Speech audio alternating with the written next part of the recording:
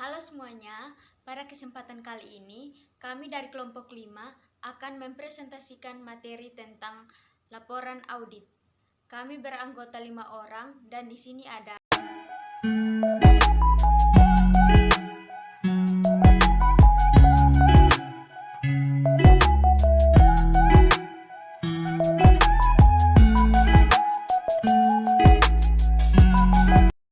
pelaporan audit. Tahap akhir dalam suatu penugasan audit adalah tahap pelaporan berbagai temuan.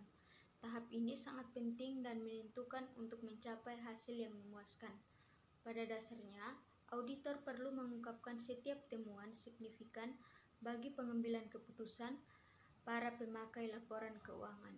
Agar dapat memenuhi tanggung jawabnya, auditor harus yang pertama, memahami keempat standar pelaporan keuangan dalam standar pengauditan yang dikeluarkan Ikatan Akuntansi. Yang kedua, mengerti penyajian kata yang tepat dalam laporan audit, bentuk baku serta kondisi yang harus dipenuhi untuk mengeluarkan pendapat wajar tanpa pengecualian.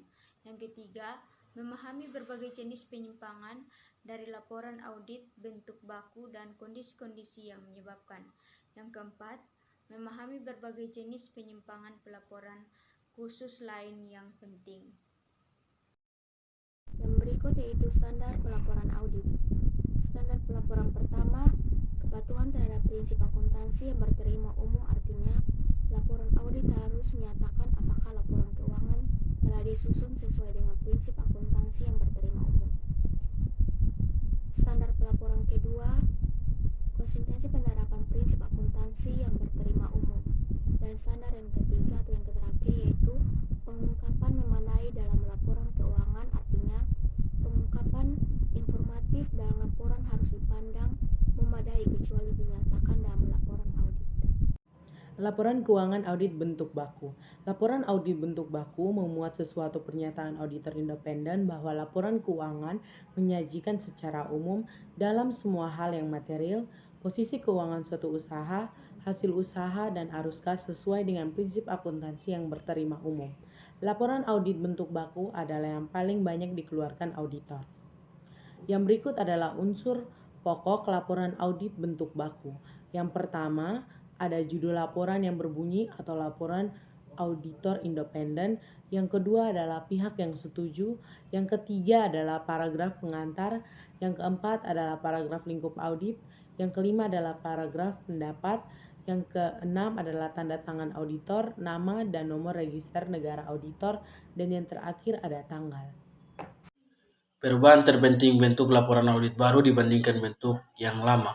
Yang pertama, penambahan paragraf pengantar yang membedakan secara jelas antara tanggung jawab manajemen terhadap laporan keuangan dengan tanggung jawab auditor dalam menyatakan pendapat atas laporan keuangan tersebut yang didasarkan atas auditnya.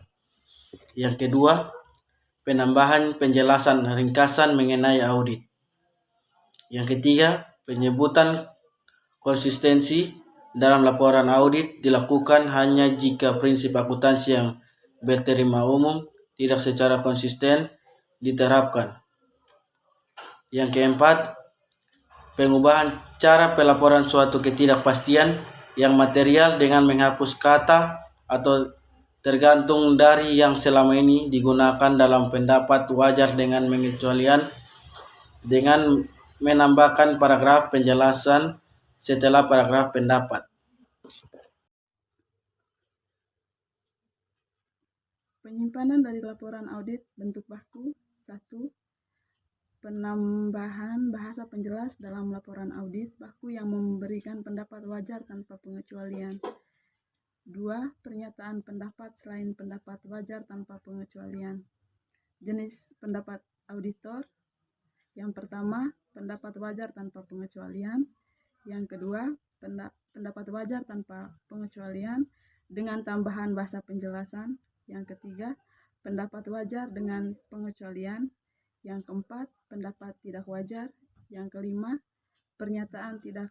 Sekian dari presentasi kami, terima kasih. Sampai jumpa.